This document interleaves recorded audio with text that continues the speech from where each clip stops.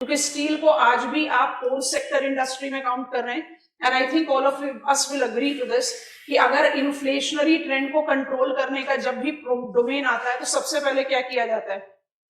Price capping, जिसमें steel बड़ा important है, क्योंकि steel provides input to almost every other industry. और यहीं पर जो स्मॉल स्टील प्रोड्यूसर है उनको हमेशा एक चैलेंज फेस करते रहना पड़ा, जिसको इनडायरेक्टली हमने एड्रेस किया है इन 2017 स्टील पॉलिसी। तो जो बॉक्स है, प्लेयर्स हैं, किस तरह से इवॉल्व हुए, उसको आप अपनी इंफॉर्मेशन एनरिचमेंट के लिए रखेंगे, डिसाइड करेंगे, क्वेश्चन में अगर चाहिए तो लिखेंगे, नहीं तो नहीं। We begin with our conventional frame. So iron steel industry. Pointers of iron steel sector in India. Point one is the core sector metallurgical industry. India being second largest steel producer, specializing in production of both long and flat iron steel products.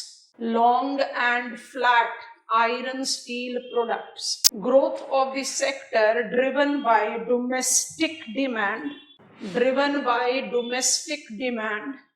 with India being market for both the categories of products. Star mark pointer. Star mark pointer को थोड़ा सा delay करते हैं, पहले box item create करेंगे। हम जब भी आयरन स्टील सेक्टर की बात करते हैं तो हमारे दिमाग में स्टील की कैटेगरीज आ जाती हैं। स्टेनलेस स्टील है, अलॉय स्टील है, कार्बन स्टील है, वो तो है, बिल्कुल है। लेकिन जब आप इंडस्ट्री की ग्रोथ मोमेंटम को जज करते हैं तो we take into reference long and flat iron steel product. आपने कभी सुना है इसके बारे में? जब हम कहें iron steel is mother industry of all the other industries including category number 4, जब हम कहते हैं ना इंडस्ट्रीज आर फैसिलिटेटिव इंडस्ट्री, आप सोचो कि road transport, railways, civil aviation infrastructure, port infrastructure में आपको स्टील की रिक्वायरमेंट है। Consumer durable, machine, tools, equipments, उसके बनाने में स्टील के प्रोडक्ट्स की रिक्वायरमेंट है। बस अब उसको जज करो, फिर हम पहले बॉक्स आइटम बनाएंगे, फिर स्टार मार्क स्टेटमेंट लिखेंगे। लॉन्ग आयरन स्टील प्रोडक्ट उस कैटेगरी में जाते हैं जो फंडामेंटल इंफ्रास्ट्रक्चर डेवलपमेंट में काम में है, आयरन प्लेट्स, रॉड्स एक्सेट्रा, ठीक है। और फ्लैट आयरन स्टील प्रोडक्ट उसमें आते हैं जो मल्टीपल कैटेगरीज ऑफ इक्विपमेंट्स या मशीन टूल्स या मशीन पार्ट, जैसे ऑटोमोबाइल का कोई पार्ट हो, आपकी स्विंग मशीन का कोई पार्ट हो सकता है, वॉशिंग मशीन का कोई पार्ट हो सकता है, it can be any range. So flat iron steel product is more utilized towards the production of different machines and consumer durable, and long is associated with basic infrastructure development. अब सोचेंगे India is driven with domestic demand when it comes to long and flat iron steel product. India सिर्फ long और flat iron steel products का producer नहीं है, India is a significant consumer for both these product. तो domestic demand जो है ना बड़ी प्रॉमिसिंग है, सेक्टर को सिर्फ कॉम्पिटिटिव ग्रोथ देना है। अब इसी में हमें एक पॉइंट ऐड करना, उससे पहले जल्दी से एक बॉक्स आइटम बना दो। Long products, box item, long products dash डाल के लिखेंगे, utilised for infrastructure development, break the statement and write, plates, sheets, bars, rods, beam. Next बनाओ, बॉक्स में ही रह रहे हैं अभी। Flat iron steel product includes coated steel, tool steel, electrical steel, largely utilized for consumer durables and machine tools production। Box में ही last item add करें।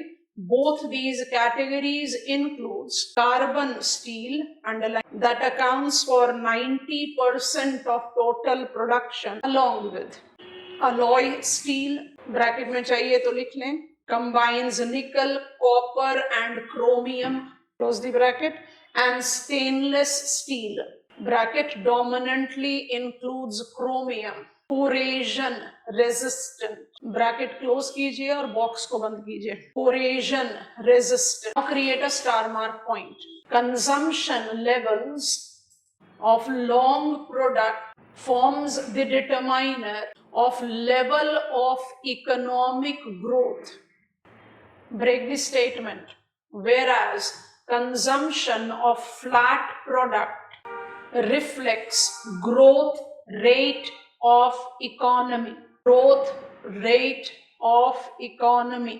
आपको बात समझ में आई है? नॉर्मली हम क्या बोलते हैं, कोई भी इकोनॉमी किसी एक लेवल तक डेवलप हो जाए तो वो लॉन्ग प्रोडक्ट का मार्केट नहीं रहता, और वहां कंज्यूमर ड्यूरेबल्स की डिमांड ज्यादा बढ़ जाती है तो वो फ्लैट प्रोडक्ट का मार्केट हो जाता है। इंडिया के स्टील सेक्टर के जो इंट्रोडक्टरी पॉइंट लिखे हैं उससे बस आप दो ही कंक्लूजन निकाल रहे हो। Of course we are one of the leading producer, उसको तो हटा दो। जो मेजर बल्क है वो क्या है? Not just that we are producing multiple range of long and flat iron steel product covering up carbon alloy and stainless steel का कैटेगरी। इंटरेस्टिंग पॉइंट है कि हम सिर्फ प्रोडक्शन में स्पेशलाइज नहीं कर रहे दोनों कैटेगरी में।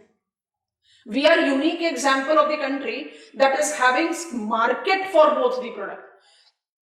कितना ही अभी हम नेक्स्ट लेग पर बात करेंगे इंफ्रास्ट्रक्चर का, भारतमाला 2.0 पर है, मल्टी मोडल ट्रांसपोर्टेशन नेटवर्क पर है, अभी इंडस्ट्रीज में ही हमारे रेडार पर आ जाएगा industrial corridors.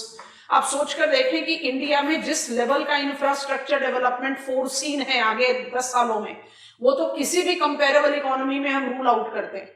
And we as strong market economy, market oriented economy, जहाँ e-commerce, commercial development, broader base of the consumer because of increasing income level, जो भी चीज आप combine on करें, we are also a very strong growing market when it comes on to consumer durables। दोनों ही case में India attains on a very specified और something unique as combination। Generally होता है कि आप फ्लैट आयरन स्टील प्रोडक्ट के consumer हैं तो लॉन्ग का डिक्लाइन है, हमारे केस में दोनों ही है। Sufficient basic introduction is done. Next point बात करेंगे लोकेशनल फैक्टर की। आपका क्या टेक है? आपका पूरा रिमाइंडर आ जाना चाहिए अगर आप इसको जस्टिफाई करें। जेनेसिस और लोकेशनल फैक्टर जो कन्वेंशनल पॉइंट है उसको शुरू करना चाहिए, राइट? आपको टेबल तो बता ही दिया था। तो genesis is colonial time. Interesting point है, कोई भी अबॉर्टिव नहीं है। Can you remind me the names? Jamshedpur of TISCO अभी तक भी ऑपरेशनल है, कुल्ती बर्नपुर हीरापुर 1919 से अभी तक भी ऑपरेशनल है, एंड भद्रावती 1923 अभी तक भी ऑपरेशनल है। तो कोई भी ऐसा प्लांट नहीं है जिसको हम अबॉर्टिव बोले। हमने सीमेंट और एल्यूमिनियम में अबॉर्टिव कह के छोड़ दिया था। तो you can write this as a statement there. Genesis in colonial time with still operative plants। I've given you these names, I'm still writing. Jamshedpur plant, Kulti plant, Bhadravati plant. Kulti Burnpur Hirapur आपका Asansol belt में ही आता है तो हमने उसका एक सैंपल ले लिया। अच्छा, नेक्स्ट आता है locational determiner. Locational determiner underline करके लिखेंगे as large integrated steel plants, ISPs, large integrated steel plants, is absolute raw material oriented, marking its concentration. Singhbhum Craton, Bastar Craton and Dharwad Craton। Iron steel industries के लिए जो inputs required है, बड़ा interesting geological fact है, economic के साथ attach, तो ऐसे करके लर्न कर लेते हैं। The geological structure which gives me the possibility of iron ore reserves is the same geological structure जहां मेरे पास मैंगनीज की अवेलेबिलिटी होती है। और सबसे इंटरेस्टिंग फैक्ट है कि more than 90% of commercially extracted manganese का इस्तेमाल आयरन स्टील इंडस्ट्री में ही है। तो आयरन ओर एंड मैंगनीज वो आप इन क्रेटॉन्स के साथ एसोसिएट कर पा रहे हैं। उसके अलावा मुझे और क्या चाहिए आयरन स्टील के लिए? तो मुझे चाहिए एक आयरन ओर, मुझे चाहिए मैंगनीज, मुझे लाइमस्टोन या डोलोमाइट चाहिए, and then I need coking coal, coal चाहिए। हमने आपको 3 क्रेटॉन्स बताए हैं। हमने पर्पसफुली आपको धारवाड़ क्रेटॉन सबसे एंड में लिखवाया है। What do you think is the significant reason behind? Bhadravati है यहाँ पर, 23 से ऑपरेशनल है तो रिसोर्स तो है। कौन सा लिमिटिंग फैक्टर है? कोल नहीं है। कर्नाटका हमेशा एक step behind in terms of resource रहता है when it comes on to Jharkhand, Odisha, Chhattisgarh, क्योंकि यहां पर मेरे पास बाकी सारे रिसोर्सेस प्लेंटीफुल है, कोल नहीं है। इसलिए जब भद्रावती को स्टैब्लिश किया गया था तो पर्पस था कि भाई कर्नाटका के रिसोर्स बेस का इस्तेमाल करें, तो कोल को कैसे सब्सटीट्यूट करें, तो फायरवुड का इस्तेमाल किया गया। पोस्ट इंडिपेंडेंस इंडियन रेलवे के सपोर्ट से Singareni collieries, then Andhra Pradesh. Singareni collieries से कोल ट्रांसपोर्ट किया गया टू सस्टेन भद्रावती। तो कर्नाटका, धारवाड़ क्रेटॉन का लिमिटिंग फैक्टर कोल की lack of availability of coal है, अदरवाइज तीनों ही लोकेशन प्रोमिनेंट है। तो ईस्ट, सेंट्रल एंड वेस्ट, यहीं पर आपको major large integrated iron steel plants मिलेंगे। तो large integrated iron steel plants are raw material oriented. अब ऑटोमेटिकली आ गया प्रिंसिपल प्लेयर्स, फटाफट लिखो, कुछ मैप्स पर दिखा देंगे। Most of the names we are aware of. Principal producers. Chronology बता चुके हैं तो रैंक के हिसाब से ही चल लेते हैं। मेरा पहला नाम है steel authority of India limited, line करके डैश डाल के लिखेंगे महारत्नम। नेक्स्ट लिखेंगे प्रेजेंटली हैव 5 ISPs। हमारी लिस्ट तो बहुत लंबी थी। 5 ISPs, डैश डाल के नाम लिखो, भिलाई, बोकारो, राउरकेला, दुर्गापुर एंड बर्नपुर, आसनसोल, इसको। ब्रैकेट में इसको जरूर लिख लेना, तीनों प्लांट इंक्लूड कर लिए इसमें, ठीक है। Break the statement, 3 special steel plants. पहला है alloy steel plant in Durgapur, दूसरा है सेलम स्टील प्लांट, तीसरा है Visvesvaraya iron steel, VISP plant limited नहीं बोलते अब, ठीक हो गया। Okay, player number 2 Tata steel.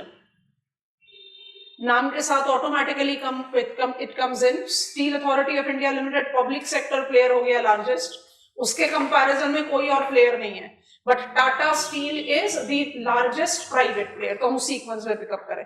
तो Tata steel, point 1 is still operational oldest ISP Jamshedpur. Next लिखेंगे new mobilized specialized plants at Kalinganagar, Orissa for flat products and Gamharia, Jharkhand for long product। Star mark point लिखेंगे, marks its international presence in Europe and Thailand। Number 3, Jindal Steel Work, JSW, ISPs, Vijayanagar Karnataka, Salem Tamil Nadu, Dolvi Ispat. इस्पात का मतलब होता है steel. Dolvi Ispat, Ratnagiri, Maharashtra. Star mark point, have international presence with USA and Italy। Final point is mobilizing coated steel. तो special steel plant हो गया coated steel plant in Tarapur, Maharashtra. Final name is ArcelorMittal Nippon steel, AMNS। बहुत interesting location है इनके presence का, बिल्कुल outside the 3 blocks that we have taken up. इनका पहला वन है ISP एट हजीरा, गुजरात। समझ में आ रहा है? और नेक्स्ट है downstream processing industries at Hazira and Pune. Post down. आज की डेट में क्योंकि ज्योग्राफी इसमें थोड़ा सा लोकेशन ऐड करना पड़ता है। आप खुद से सोच कर देखो, पुणे आपने कौन सा गैप को क्रॉस करना है जब आप मुंबई से पुणे पहुंचेंगे? बोरघाट। आपको पता है कि Pune is right there in trap country ना। रत्नागिरी को आप फिर भी एसोसिएट करते हो with some geological favourable edge, जिसमें हमने बाल्को, बॉक्साइड, अभी भी पब्लिक सेक्टर डोमेन में प्लांट के बारे में बात की। तो चलो दोलवी तक तो हम फिर भी समझ सकते हैं कि चलो कुछ रॉ मटेरियल ओरिएंटेशन दिखाई देता है।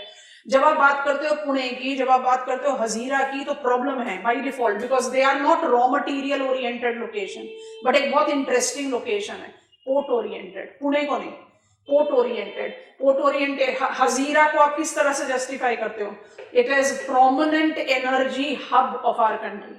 अभी जब हम ऐसे आगे मूव करते हुए बात करेंगे इंडस्ट्रियल रीजन्स एंड कॉम्प्लेक्सेस की, जिसका रेफरेंस पर फिर हम quick box item of energy resources and energy security in India की बात करेंगे। Gujarat is only state of our country, agriculture में भी कुछ ऐसा ही आया था, which has got not just one major industrial region, it has got one of the major industrial complexes of the country. Mane within one state you have got one industrial region and one major industrial complex, which is unlike, क्योंकि जो महाराष्ट्र में major industrial region, उसके बाद जो industrial complex है वो सिर्फ महाराष्ट्र में कन्फाइंड नहीं है। Come on, remind me of the 3 states that we have learned with the manganese node, Chhattisgarh. तो जब आपका सेंट्रल इंडियन इंडस्ट्रियल कॉम्प्लेक्स आएगा तो वो इंटर स्टेट हो गया, वो महाराष्ट्र में नहीं है। गुजरात का जो कॉम्प्लेक्स है वो भी गुजरात में है और इंडस्ट्रियल रीजन भी गुजरात में। तो Gujarat have been very strong with leaps and bounds of growth of industrial domain. वहीं पर Arcelor Mittal consider to be one of the major steel producers in world. अच्छा, पॉस्को का केस हम सब जानते हैं, हिस्टोरिकल है बट जज नहीं करना। पॉस्को का केस जो है वो ऐसा था कि अब 10 साल तक POSCO South Korean steel giant land acquire किया नियर परादीप। 10 साल तक लैंड एक्विजिशन का प्रोसेस ही चलता रहा। क्यों?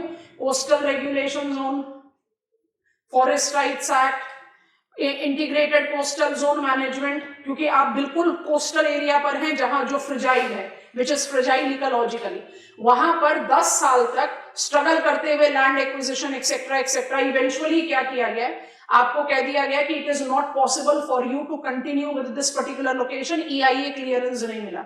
आप सोचेंगे कि 10 साल तक कोई कंपनी इन्वेस्टेड रहे किसी एरिया में और इवेंचुअली आप उसको डिलीट कर देते हैं लिस्ट से, that it is any potential area for investment, वो कितना मेजर इकोनॉमिक लॉस होता है to the investor. That has been one of the significant reason कि पोर्ट ओरिएंटेड स्टील डेवलपमेंट हमारे कंट्री में अभी बहुत रिस्ट्रिक्टेड है। स्टेट गवर्नमेंट का है वाइजैग स्टील, और आर्सेलर मित्तल को आप रिलेट आउट कर रहे हो विद हजीरा, और you are taking up Jindal steel work with Ratnagiri, Dolvi Ispat. These are some of the examples that are to be justified, otherwise बहुत रिस्ट्रिक्टेड है। तो हजीरा अपने आप में एक बड़ा इंपॉर्टेंट केस है। अब स्टील सेक्टर का जस्टिफिकेशन को पिकअप करते हैं। ओल्डर स्टील पॉलिसी की जरूरत नहीं है, हमें समझ में आ गया that we are one of the significant player, diversity of product है, प्रोड्यूसर जो है वो इंटर प्ले है, मानी मिक्स्ड बैग है। ये एल्यूमिनियम की तरह हम ये नहीं कह सकते कि public sector domain, sorry private sector domain है या नो पब्लिक सेक्टर डोमेन है, mixed bag. I have got steel authority of India limited जो बहुत डोमिनेटिंग है एल्यूमिनियम में। मुझे वेदांता और आदित्य बिरला ग्रुप ज्यादा टॉल दिखाई देते हैं compare to NALCO. So I can say that aluminium since 1991 has gone more into the private domain. Steel के लिए आप बात कर सकते हो कि मिक्स्ड बैग है, बट इस मिक्स्ड बैग में जो थोड़ा सा पल्ला भारी है वो पब्लिक सेक्टर का है। Steel authority of India limited की कैपेसिटी के आगे टाटा स्टील को आप कंपेयर नहीं कर सकते। But among the 4 major players मेरे पास public sector player, giant player है महारत्ना है, उसके बाद मेरे पास सारे प्राइवेट प्लेयर है, Tata steel, JSW and Arcelor Mittal Nippon steel. तो स्टील सेक्टर के साथ प्रॉब्लम क्या? Pre 2005 we started realising, 2005 steel policy है जिसको हमने 2017 में रिप्लेस किया है, तो उसका बैकग्राउंड क्रिएट कर रहे हैं। 2005 स्टील पॉलिसी से पहले स्टील सेक्टर में बार बार ये रिकॉग्निशन आना शुरू हुआ, इंफ्रास्ट्रक्चरल बॉटलनेक, सारी कैपेसिटी बिल्टअप जो है बहुत पुरानी है, it is now not in the competing reference to the present scenario. तो there is requirement of infrastructure upgradation. Infrastructure upgradation को करने के लिए it was difficult for us to invest from scratch to all the operational plant. तो वहां से शुरुआत हुई है consolidation of central public sector enterprises, और वही कंसोलिडेशन हमने आपको लास्ट क्लास में बता दिया। अगर आज की डेट में आप काउंट करते हुए कहते हो कि 5 ISPs हैं steel authority of India limited के और 3 स्पेशल स्टील प्लांट हैं, तो बेसिकली अलग अलग टाइम में अलग अलग तरीके से कमीशन किए गए थे, उनको आपने इवेंचुअली सबज्यूम कर दिया with steel authority of India limited. So it is an attempt that has proved to be successful, क्योंकि now it is that there is one public sector block which is working towards specialized or ISP, जैसा जो condition favorable है, has created more strong footage to this very core sector industry, and we have been successful in somewhere giving edge to private player. तीन तो मेरे private operators ही हैं when we talk about the principal producer. 2017 का steel policy क्या target कर रहा है? Building over 2005. तो consolidation of steel authority of India limited तो अब आउटडेटेड है, हम उसके बारे में बात नहीं करते. लेकिन 2017 steel policy targeting some 300 million tons of steel production in the country, highlighting domestically manufactured iron steel products to be given priority in government tender, protecting the sector from anti-dumping, largely origin in China, are the important attempts that have led to the safeguarding of this sector, along with PLI. बार बार बोल रहे हैं कि बाद में इसको समझेंगे. And it also correlates to environmental sustainability, क्योंकि सारी metallurgical industries including steel is among the most polluting industry. आपको पहले ही बताया था सीमेंट में, एल्यूमिनियम में और आयरन स्टील में सिमिलर पॉइंट आएगा. तो मेरे पास मोस्ट पोल्यूटिंग इंडस्ट्री का टैग है. मुझे CREP ऑब्लिगेशन को फॉलो करना पड़ता है उसको रिड्यूस करने के लिए, ताकि there is more competitive growth purview. We have started mobilizing cleaner source of energy. उसका बैक टैग अप्लाई करो. कोकिंग कोल तो है ही नहीं हमारे पास. आयरन स्टील इंडस्ट्री में आपको you have got excessive dependency on coking coal, वो तो इंपोर्टेड आ रहा है, उससे कॉस्ट कॉम्पिटिटिवनेस डिक्रीज हो रही है, एनवायरमेंटल कॉस्ट बढ़ रहा है. तो we are now moving towards cleaner source of energy. सबसे high priority integration national green hydrogen mission with steel sector है. पर इन सब चीजों में ना एक बड़ा इंपॉर्टेंट पॉइंट है जो पैसिवली तो एड्रेस किया गया, डायरेक्टली एड्रेस नहीं किया गया. उसको समझाने के लिए हम टुवर्ड्स एंड आपको बताएंगे, एक अलग सा पॉइंटर बना के बॉक्स आइटम बनाएंगे. बट अभी हम बात कर रहे हैं स्टील सेक्टर प्लानिंग. सो प्रॉब्लम्स, प्लानिंग सब साथ साथ पैरेलल लेंगे. So national steel policy 2017. National steel policy 2017. Introductory point is have substituted Steel Policy 2005, which successfully consolidated and upgraded public sector players at par with global requirements. Next point, its provisions includes steel self-sufficiency with a target of 300 million tons of production by 2030-31. It integrates PLI so as to facilitate capital investments and decreasing import dependency, decrease in import duty on ferro-nickel products to increase cost competitive production. C. Promoting environmental sustainability towards decarbonization, underline, integrating it with national green hydrogen mission to decrease coal and natural gas dependency, use of electric furnaces. Bracket में लिख लीजिए most polluting industry liable to CREP. ठीक है, you know how to detail it. Next pointer, steel scrapping recycling policy. Steel scrapping recycling policy, not just to increase resource efficiency but also decreasing water utilization to up to 40% and decreasing greenhouse gases emissions to up to 60%. Finally, E, DMISP, domestically manufactured iron steel product. DMISP, domestically manufactured iron steel product, to be given priority in all government tender. Put a dash and write down. Attempt to safeguard the sector. Attempt to safeguard the sector from dumped steel largely originating from China. Break the statement and write. It aims at regulating volatility in steel prices. Volatility in steel prices primarily to safeguard economic interest of small, within quotes underline, small steel producers. यहीं पर हम box item करवाएंगे, इसलिए हमने DMISP सबसे and में लिखवाया, आप किसी भी सीक्वेंस में लिख सकते हैं. PLI is the flagship initiation for all the manufacturing sector. जैसे हम कंसोलिडेट करेंगे नेशनल मैन्युफैक्चरिंग पॉलिसी, PIL कौन कौन से सेक्टर पर अप्लाइड है उसके बारे में क्विक इंफॉर्मेशन ऐड कर लेंगे. It aims at product linked incentive का मतलब ही क्या है? You want to enhance capital investment to push that particular sector. ठीक है, इसमें टेक्सटाइल भी इंक्लूडेड है, white products, brown products of steel भी इंक्लूडेड है, फर्टिलाइजर है, फार्मास्यूटिकल है, so multiple segments are there. And it also includes transportation का सेगमेंट. सो PLI को लेकर ट्रांसपोर्टेशन में जाने में ज्यादा सुविधा रहेगी. तो PLI काफी बार बोला, उसको रहने दो ऐसे. स्टील पॉलिसी के फैक्टर में आप जब एनवायरमेंटल सस्टेनेबिलिटी की बात करो तो दो चीजें ऐड की हैं यहाँ पर. स्टील रिसाइकलिंग एंड स्क्रैपिंग भी बाय डिफॉल्ट एनवायरमेंटल सस्टेनेबिलिटी को अप्लाई कर रहे हैं. और दूसरा, वी आर इंटीग्रेटिंग इट. जो नेशनल ग्रीन हाइड्रोजन मिशन है उसके पाथवेज में decarbonization takes priority inclusion of steel. कि unlike coal substituted by natural gas जो कॉमन प्रैक्टिस है, हम चाह रहे हैं कोल नेचुरल गैस दोनों को सब्सटीट्यूट कर दें विद ग्रीन हाइड्रोजन. तो दो चीजें यहां पर ये लिखी. We have decrease the customs duty, import duty on ferro alloys, ferro निकल.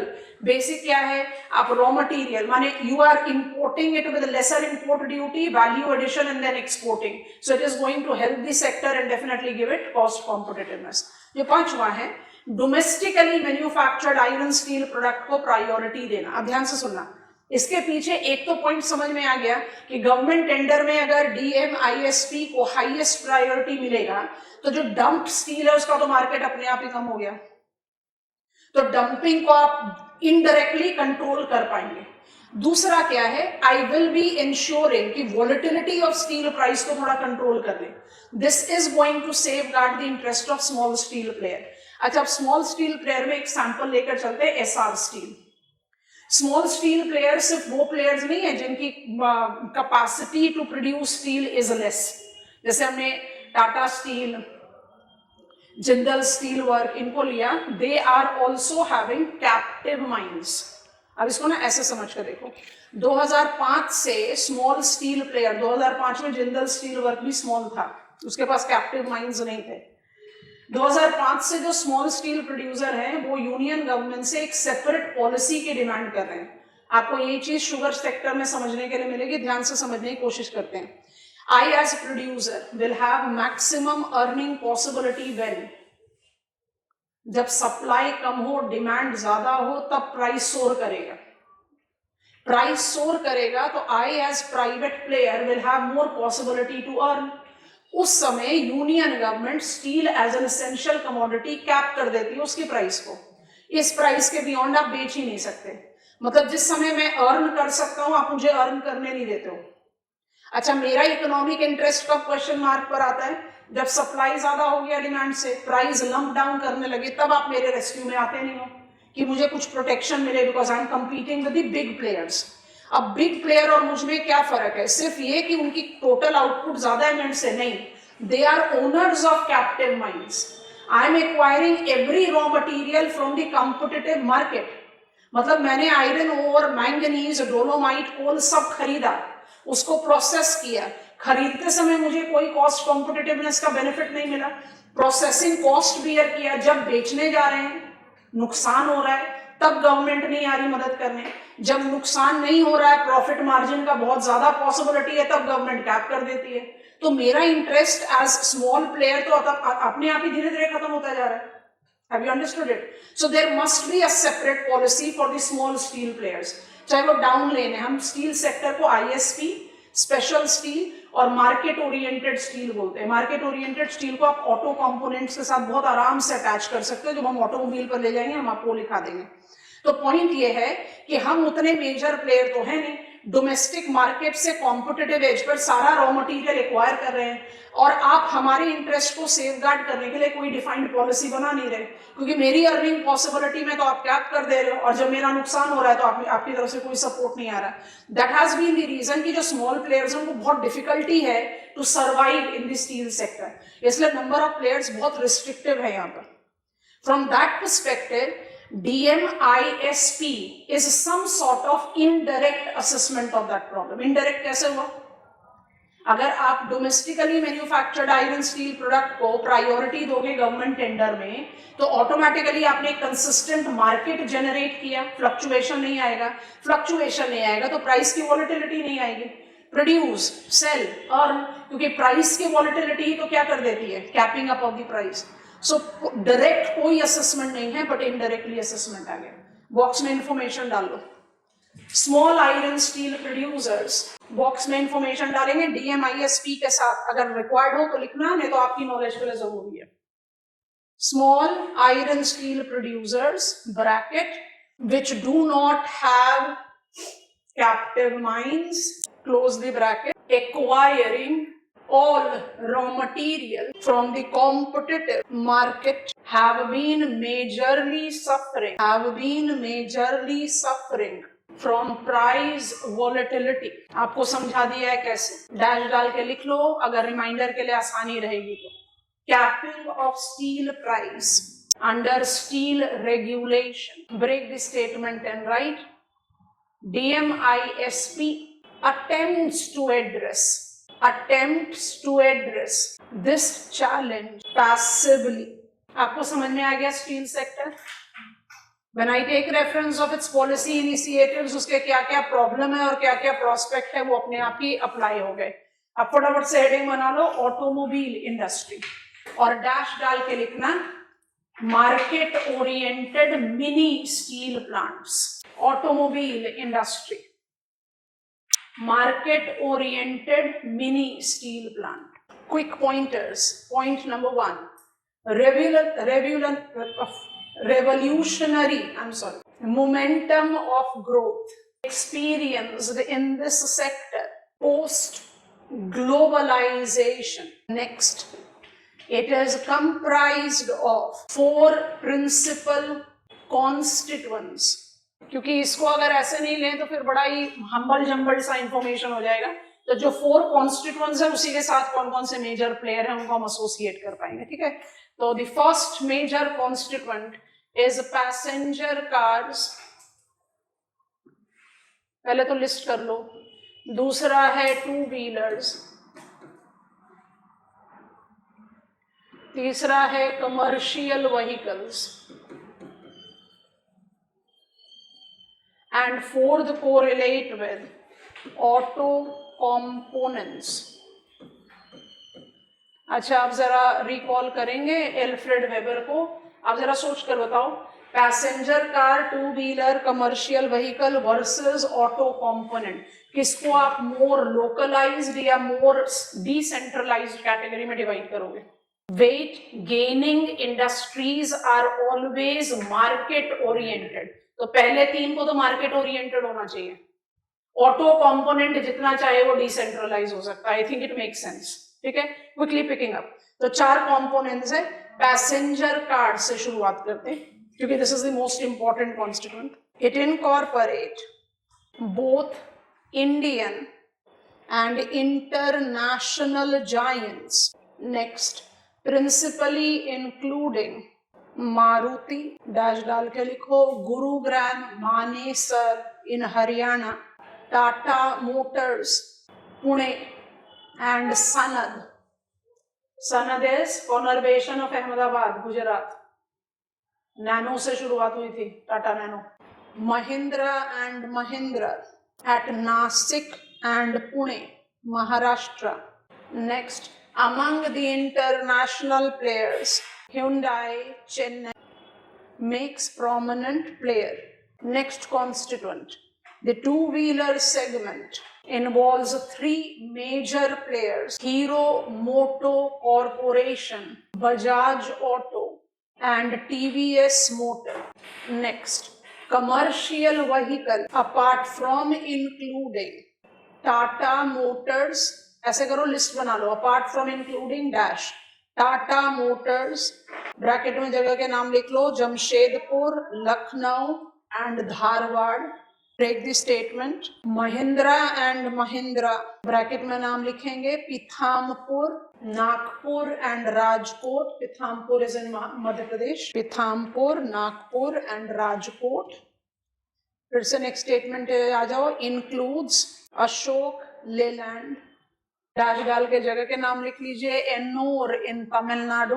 सेलेक्टिव नाम लिख रहे हैं, सारे लिखेंगे तो बहुत लंबी लिस्ट हो जाएगी. पंतनगर इन Uttarakhand and Bhandara in Maharashtra. And finally, Eicher Motors, Madhya Pradesh centric है ये, at Pithampur, Bhopal and Devas. Pithampur, Bhopal, Devas. Finally, number 5, auto components, primarily including and Bharat Forge Company, Forge, Bosch, BOSCH, and Bharat Forge Company have a pan-Indian decentralized production capacity, principally integrated with mini steel plants. Till 1990s, we had just few players.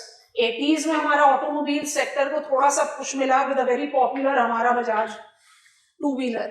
And India definitely never had that kind of road infrastructure to push commercial vehicle, heavy commercial vehicle to be very precise. Now we are in the time where infrastructure development in terms of road transportation, high quality road network, very well integrating the entire length and breadth of the country, economic growth momentum, requirement of multimodal transportation linked to enhance cost competitiveness and increase the choice among the consumers, ever increasing pocket capacity, very strong position of EMI culture, there is immense market momentum which is there. हम हमेशा debate करते हैं कि क्या India को automobile component को इतना push देना चाहिए, क्योंकि pace of infrastructure development is not keeping pace with the pace with which we are growing automobile sector, along with that the environmental challenges which are correlated.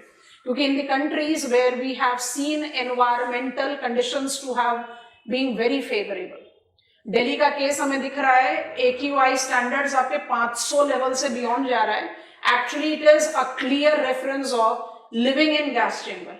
और जो high raised buildings में रह रहे हैं वो तो एक्चुअली ट्रूली स्पीकिंग इनहेल कर रहे हैं. विंटर्स में एयर जो है डेंस होती है, क्लाइमेटोलॉजी के नॉलेज को अप्लाई कर लो तो वो तो बिल्कुल ग्राउंड लेवल पर भी है. And it is giving you the complete, it is that poisonous hedge जिसमें हम सर्वाइव कर रहे हैं. So the point that is very clear is कि ऑटोमोबाइल को पुश देना क्या फेवरेबल है. तो सबसे इंपॉर्टेंट टास्क तो यही हो जाएगा, it's a massive job generator. अगर हम ऑटोमोबाइल सेक्टर को मोमेंटम नहीं देंगे, there will be another economic crisis which will be evolving. But there is the requirement of somewhere charting out this mid path. तो वहां पर environmental sustainability की तरफ FAME 2.0 we are getting on there. We are more moving towards electric vehicle, hybrid vehicles. So things are mobilizing there. But at this point in juncture, India cannot do without the growth of automobile sector. So we do have got environmental cess included into the price tag of vehicle, that is called on-road price. We are trying to mobilize, substitute the nature of fuel utilized in automobile sector. But as of today, there is no possibility for us to apply what has been applied in the near neighborhood. I'm not going to the absolute western world. Singapore. इतना heavy road tax है transportation, individual transportation का, parking space का, कि better है कि मेरे पास जितनी भी पॉकेट कैपेसिटी हो, मेरे पास अपना इंडिविजुअल व्हीकल ना हो. बट उसके लिए सबसे इंपॉर्टेंट क्या है, efficient public means of transport होना चाहिए. And that is where we have to make out the things. We are working towards it for sure, but there is nothing that can be as of today कि हम halt कर दें. Positive side में देखें तो Hoover recall करवाइए, Hoover. फिर हम फटाफट से आपको प्रोस कॉन्स लिखवा देते हैं, जल्दी बताओ. Enriched least cost approach of Alfred Weber by number 1 categorizing types of cost, variable and fixed, and number 2 addressing the mode of transportation to be utilized in production process. And he said short distance travel के लिए roadways बहुत अच्छा है, intermediate distance के लिए railways बहुत अच्छा है, और long distance के लिए waterway, जैसे that is oceanic route. Waterway माने inland waterway नहीं, इसलिए हमने लिखा था ship cheapest. इंडिया एक अच्छा एग्जाम्पल है जहां रेलवेज उतनी तेजी से प्रोग्रेस नहीं कर पाया जितना रोडवेज कर पाया post 1995, and that is the reason मुझे कन्याकुमारी से श्रीनगर ट्रैवल करने में कॉस्ट कॉम्पिटिटिवनेस ज्यादा मिलती है हाईवेज से compared to railways, and that is the reason automobile segment का जो पुशिंग डेवलपमेंट है वो कन्विंसिंग है. So we are growing and growing very fast. हमारा port infrastructure development Bharatmala 2.0 Sagarmala, it again correlates with multi modal. Rail road corporation of India include है कि आप अपने पोर्ट से हिंटरलैंड को, हमारे कंट्री में तो इनलैंड वाटरवेज की पॉसिबिलिटी बहुत कम है, तो पोर्ट को हिंटरलैंड से कनेक्ट करने के लिए जहां जो फीजिबल है, रोडवेज हो चाहे रेलवेज हो, we are giving that kind of push. तो कमर्शियल व्हीकल, पैसेंजर व्हीकल सबकी रिक्वायरमेंट है. So things are somewhere as very promising as well as very challenging. इसका कोई भी ओपन एंड शट केस नहीं हो सकता कि आप इसको पूरी तरह से बंद कर दो या इसको पूरी तरह से एज इट इज चलने दो. That is where we are having the defined policies which are correlated. Conventionally Rupnagar in Punjab, Manesar in Haryana, Pune in Maharashtra, and Jamshedpur, Chennai, Bengaluru in southern India, Jamshedpur in east, have been taken up as the prominent players of automobile sector. I mean, सबको कहते हैं Detroits of India. आज की date में आपके Detroits of India बहुत ज़्यादा multiply कर गए. They don't just include Manesar and Gurugram, it includes Sanad, it by default includes Pune, it includes Nasik, it includes Nagpur, Bandara. Location को याद रखना, इंडस्ट्रियल रीजन्स में इन्हीं का क्विक रेपुटेशन आप दोगे, हम नहीं देंगे, हम बहुत स्विफ्टली उसको कवर करेंगे. Now we are getting on to the profile of the sector. Quick point taking. Drivers of the sector. One is strong domestic demand. Strong domestic demand, increasing income, suburbanization, and betterment of road infrastructure.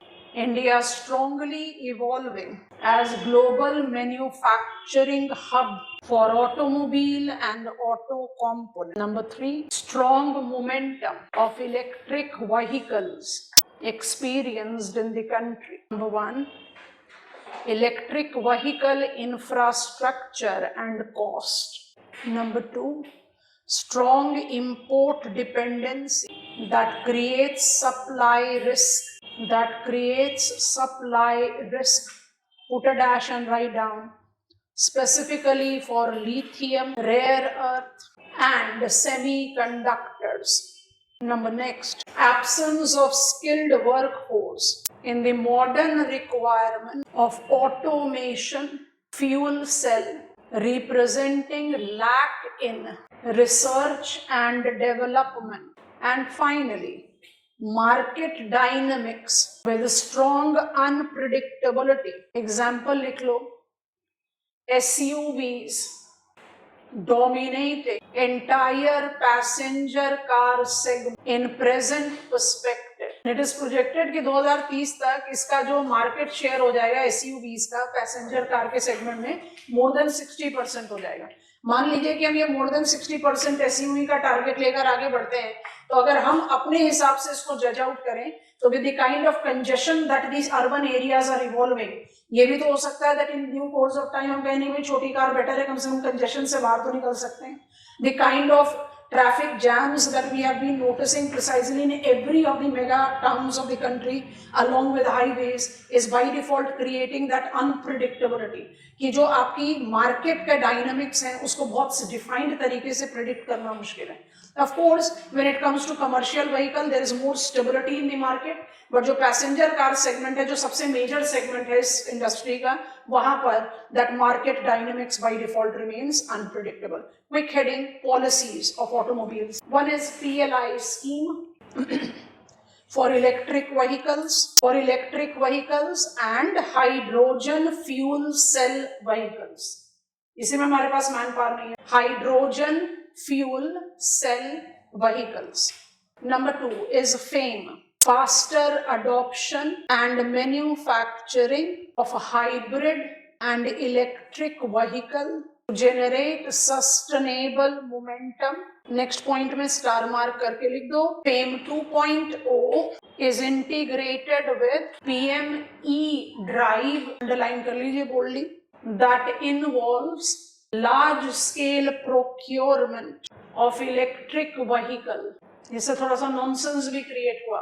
Battery rickshaws, large scale procurement of electron e vehicle से क्या होना शुरू हो गया? You are providing out cheaper availability of internationally manufactured, आराम से read कर सकते हो, Chinese manufactured electric vehicle. PME drive have been the important push towards FAME. We want to mobilize, accelerate adoption of hybrid and electric vehicles. बिल्कुल सही है, that is going to give us environmental sustainability. But the kind of culture that we have generated, the push that we have given without much long-term planning, you have not removed cycle rickshaws, you have added battery rickshaws, you have not removed petrol diesel vehicles, you have introduced electric vehicles or hybrid vehicles. तो point क्या हो रहा है कि problem of congestion is getting multiplied. Of course it is creating bigger range of choices, but then battery rickshaws are those problem which is not just related to congestion. आपको battery rickshaw drive करने के लिए किसी भी तरह का कोई भी रजिस्ट्रेशन या लाइसेंस नहीं चाहिए. So it by default creates more havoc and nonsense when it comes on to the heavy traffic routes. So there are some problems which are also related to it. In regards to making it diversified and not removing the older vehicles, there have been, हमारे country में बहुत unique है, हमारे country में कभी भी ये policy नहीं रहा था ओल्ड व्हीकल स्क्रैपेज. मतलब ये था कि मेरे ग्रेट ग्रैंडफादर का ऑटोमोबाइल खड़ा है घर के गैराज में तो खड़ा रहेगा, वो मेरा प्राइज पोजेशन है. Now we are not having that, barring the exception of that typical category called vintage car. Otherwise you have to follow the scrappage policy because उसका कोई market value रहेगा नहीं and you cannot ride it. So coming on to that, next policy factor, scrappage policy. Environment sustainability की बात करें तो उसमें ये बहुत important है and actually it has been justified. इसने push दिया ना automobile sector को. नहीं तो आप as a house would have been a closed market. एक बार ऑटोमोबाइल खत्म कर खरीद लिया तो उसके बाद तो आप उस खरीदोगे. अब आपका जो दिल्ली में प्रोविजन है ना 10 साल 15 साल 10 साल डीजल 15 साल पेट्रोल रन, तो उसके बाद तो आपको ऑटोमोबाइल खरीदना ही पड़ेगा. That is how it going on. So scrappage policy, quick pointers, mobilize to specify end of life of vehicles with environment friendly disposal and recycling. And finally, star mark, automotive mission plan. Automotive mission plan 2016 से 2026 is the mission mode plan covering all policy initiatives with the objective of making India global manufacturing and export hub of automobile industry. मतलब जब आप बात करते हो ना automation mission plan, तो ये जो 10 साल का प्लान है, it actually is incorporating electric vehicle भी, स्क्रैपेज पॉलिसी भी, फेम भी, it is taking up all of them. और इसका जो होलसम ऑब्जेक्टिव है with all the bottlenecks which are specific to the area, we want to create ourselves as the global hub for manufacturing and export, and the kind of participation that we are having of the overseas players coming in India, establishing their manufacturing or assemblage plant by default is the promising signal. And EV hybrid vehicles का बहुत massive market momentum mobilize हुआ है, gap है by default है, because the battery life, recharging facilities, these are the things that are challenging. but जब कोई भी चीज शुरुआती तौर पर होती है तो ये practical hiccups by default होते हैं. otherwise just like other sector, अभी बिल्कुल बैक में पढ़ा, domestic demand driven steel sector, automobile भी बहुत majorly domestic demand driven है.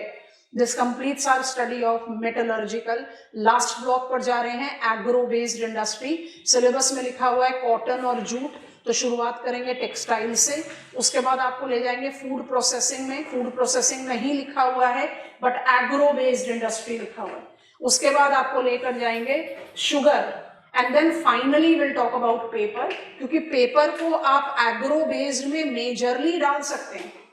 हमारे पेपर का, जैसे हमने आपको स्टडी प्लान बताते समय बताया था, हम ना तो पेपर के मेजर प्रोड्यूसर हैं, 15वें रैंक पर आते हैं, ना तो हम मेजर कंज्यूमर हैं। हमारा पेपर का कंजम्पशन जो है लगभग 13 kilogram per capita per year है, global average 57 kilogram per capita per year है।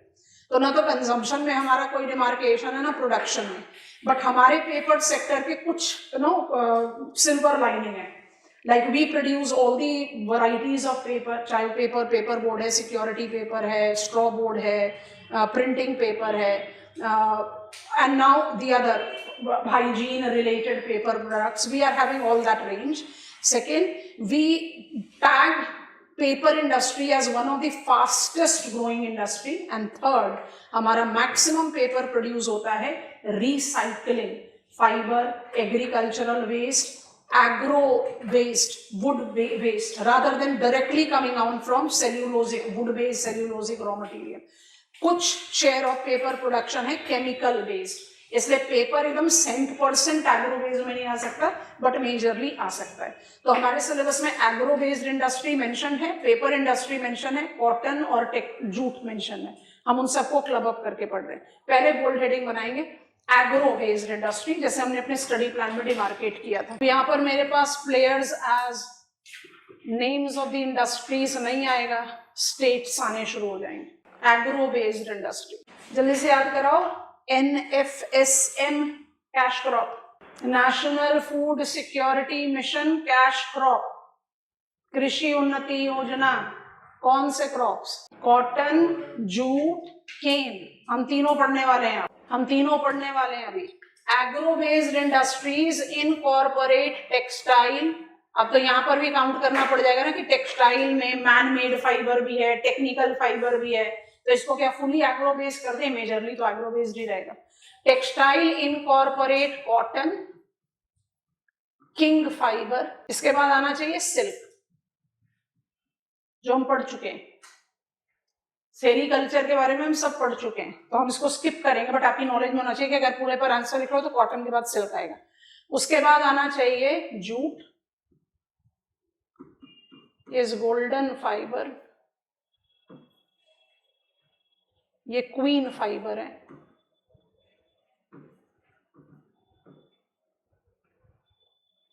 और चौथी कैटेगरी को बना देंगे अदर्स, जिसमें क्योंकि हम वुलन टेक्सटाइल के लिए इतने नहीं जाने जाते तो हम उसको स्किप ही करने की कोशिश करेंगे, एक माइनर मेंशन दे देंगे। प्लीज रिकॉल, हमने आपको लाइव स्टॉक सेंसस 2019 का इंफॉर्मेशन शीट दिखाया था, उसमें आपने देखा था कि शीप का जो मेजर रियरिंग है वो हमारे कंट्री में मीट एंड वूल के लिए किया जाता है, बट वूल जो है वो नॉन अपैरल ग्रेड है। तो हम जो वूल प्रोड्यूस कर रहे हैं उसका लार्जली इस्तेमाल किसके लिए होता है, carpet weaving. Carpet weaving goes as very important micro enterprise, SFURTI के अंदर उसको कंसिडर किया जाता है, तो एक मेंशन उसको। नॉर्दर्न प्लेन्स में we are right now experiencing winters, I do have got woollen garments का प्रोडक्शन इन इंडिया, ऐसा नहीं है कि नहीं है, लेकिन we are more known, Punjab Haryana, we are more known for hosiery products, thermals, mufflers etcetera, तो कुछ मेंशन किया जा सकता है बट मेजरली नहीं। अपैरल ग्रेड वूल को अगर कहीं पर टैग करना है तो पश्मीना वूल के साथ जाएगा, अदरवाइज नहीं। और अदर्स के कैटेगरी में आज की डेट में तो वुलन लिख देते हैं क्योंकि I will be taking up the reference of it, but हम man made fibre and technical fibre पर ज्यादा फोकस करेंगे, ठीक है।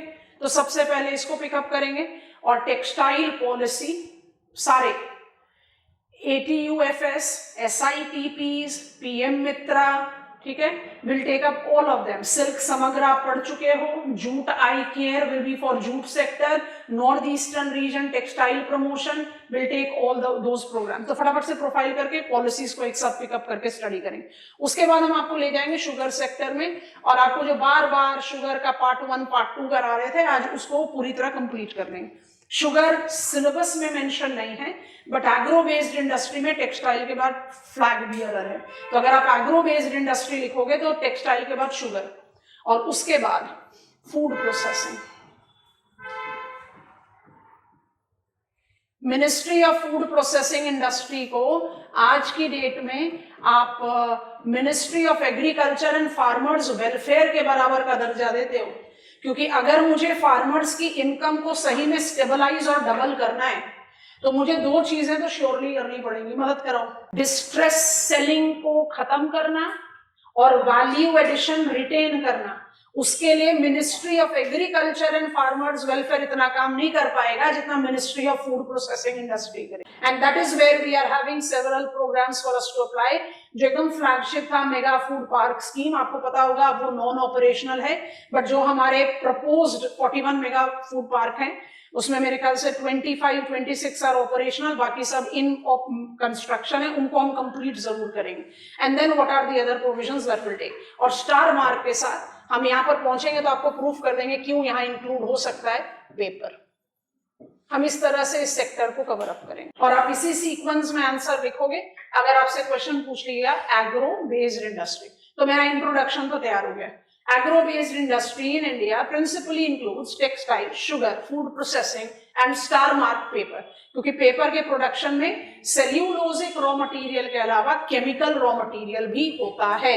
तो ऐसा नहीं है कि पेपर का प्रोडक्शन बिल्कुल ही एग्रो बेस्ड या रिसाइकल्ड फाइबर से ही है, बट मेजरली है, इसलिए यहाँ पर काउंट किया जा सकता है। Beginning on with textile, quick pointers class. Prominent most constituent of agro-based industry, incorporate. अब डिटेल्स कंस्ट्रक्ट करना पड़ेगा क्योंकि सिलेबस में अलग से लिखा हुआ है। लिस्ट आपने ले लिया तो पूरी लिस्ट दोबारा नहीं लिखना है। कॉटन, टेक्सटाइल, अंडरलाइन कीजिए, डैश डालिए, क्विक पॉइंटर्स बनाइए। So modern genesis is 1850s. Locational characteristics as footloose industry, बहुत बोल्डली अंडरलाइन करके लिखना। However, with dominance of raw material orientation till reeling level, REELING, क्या समझे? अगर मुझे कॉटन टेक्सटाइल मिल्स अपने कंट्री में देखनी है तो मैं श्रीनगर से लेकर तिरुवनंतपुरम तक जा सकती हूँ, गुवाहाटी से लेकर जयपुर तक जा सकते हो। मतलब we have got it as one of the most decentralised industry in the country. तो इसको बड़े आराम से आप फुटलूज कह सकते हो। आपने सीमेंट में जब कहा डिसेंट्रलाइज्ड लुक देता है तो आप कहते हो क्योंकि इसका रिसोर्स डाइवर्सिफाइड है। कॉटन टेक्सटाइल का ऐसा काम नहीं है। कॉटन टेक्सटाइल का डिसेंट्रलाइज्ड लुक इसलिए है क्योंकि its development is regulated by multiple things. Raw material orientation भी हो सकता है, उसको लिखने के बजाय मैंने लिख दिया फुटलूज। इसके एस्टैब्लिशमेंट के लिए रॉ मटेरियल की अवेलेबिलिटी, मार्केट की अवेलेबिलिटी, लेबर की अवेलेबिलिटी, वाटर की अवेलेबिलिटी, इलेक्ट्रिसिटी की अवेलेबिलिटी, माने कोई भी चीज की अवेलेबिलिटी, कोई भी एलिमेंट्री चीज अवेलेबल है तो आप कॉटन टेक्सटाइल मिल स्टैब्लिश कर सकते हैं। वाई लेबर मिल सेक्टर, टेक्सटाइल के 3 सेक्टर होते हैं, एक होता है मिल, एक होता है हैंडलूम, एक होता है पावर लूम। जो हैंडलूम है वो 100% मैनुअल है, एक आध परसेंट ऑफकोर्स आप कहोगे 100% मैनुअल कौन सा है, वीविंग फ्रेम तो होता ही है, पर उसमें आप वीव मैनुअली कर रहे हो, ठीक है। जो पावर लूम है वो 100% पावर बेस्ड है, स्विच ऑन स्विच ऑफ करने के लिए लेबर चाहिए, बट सारा वीविंग जो है वो पावर लूम है। मिल सेक्टर जो है वो कॉम्बिनेशन है, माने आप उसमें इस्तेमाल कर रहे हो पावर का, मशीनरी का, बट उसमें लेबर की रिक्वायरमेंट भी है। और इंडियन टेक्सटाइल सेक्टर जो है वो मिल सेक्टर है, तो लेबर रिक्वायरमेंट बहुत डोमिनेटिंग है, इसलिए जहां पर चीप अवेलेबिलिटी ऑफ लेबर है वहां पर भी आपके कॉटन टेक्सटाइल मिल्स हैं। लेकिन अगर मुझे एक चॉइस लेना पड़े तो हम कहेंगे भाई कॉटन टेक्सटाइल जो है ना वो डोमिनेंटली रॉ मटेरियल ओरिएंटेड है, एटलीस्ट टिल रीलिंग लेवल। अब रीलिंग लेवल क्या है? जहां पर आप कॉटन यार्न को रील करके कॉटन थ्रेड बनाते हो, क्योंकि रीलिंग लेवल उसी एग्रो क्लाइमेटिक कंडीशंस में सबसे फेवरेबल होती है जो कंडीशन में कॉटन प्रोड्यूस किया जाता है, मतलब एग्रीकल्चरल फील्ड में किया जाता है। आज की डेट में तो आप कंट्रोल्ड इंटरनल एनवायरनमेंट में भी रीलिंग प्रोवाइड कर सकते हैं, but then it becomes cost intensive. तो रीलिंग लेवल अगर अनफेवरेबल एग्रोक्लाइमेटिक कंडीशन में है, माने एग्रोक्लाइमेटिक कंडीशन अदर देन जहां कॉटन प्रोड्यूस हो रहा है एग्रीकल्चरल फील्ड में, तो रील करते समय क्या होगा, आपका थ्रेड बार बार टूटेगा तो उसको गांठ बनानी पड़ेगी, गांठ बनाओगे तो आपका जो वीविंग क्लॉथ होगा वो उतना ही लेस क्वालिटी होगा। तो ऐसा सोच कर देखते हैं, Maharashtra, Gujarat, Tamil Nadu, 3 state is equal to more than 60% of cotton textile production in the country. ये तीनों के तीनों कॉटन प्रोड्यूसिंग हिंटरलैंड के लिए जाने जाते हैं। यहां पर जो रील्ड कॉटन है उसके बाद आप उसको उत्तर प्रदेश में ट्रांसपोर्ट कर दो। उत्तर प्रदेश में चाहे आप वेस्ट में सहारनपुर में जाओ या ईस्ट में Varanasi, I have got cotton textile mills. But are they reeling cotton thread? ना, रील्ड कॉटन आ रहा है, वीव आप कर रहे हो, I think it is comfortable. तो रीलिंग लेवल तक ये रॉ मटेरियल ओरिएंटेड है, ये वाली बात है। वाटर क्यों चाहिए? सारे टेक्सटाइल के लिए वाटर बहुत इंटेग्रल पार्ट है। डाई करोगे ना, dyeing is an integral part of textile, तो इसलिए वाटर अवेलेबिलिटी भी है, और वही उसको एनवायरमेंटल प्रॉब्लम भी देता है, chemical dyes, environmental pollution. I hope it is comfortable. So अच्छा एग्जाम्पल है फुट लूज इंडस्ट्री का, but it can still be considered as raw material oriented. Next लिखेंगे principal producers. Maharashtra, Gujarat, Tamil Nadu, collectively accounting for more than 60% of cotton textile production, forms major producers, highly decentralized sector, having its presence, just to denote the cardinals और कुछ नहीं, having its presence, major cardinals का जो base diagram होता है वही बना लो। Srinagar in north to Thiruvananthapuram,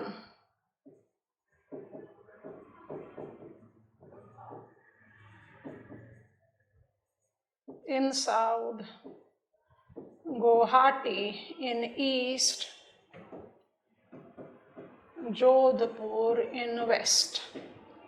A pan-Indian brand, specifically for cotton textile. Last pointer, cotton textile sector incorporate wide spectrum of products that ranges from furnishing, wearing apparel, put a dash and write down, with specific specialized processing as, कुछ नाम लिखवा रहे हैं, list कर लेना।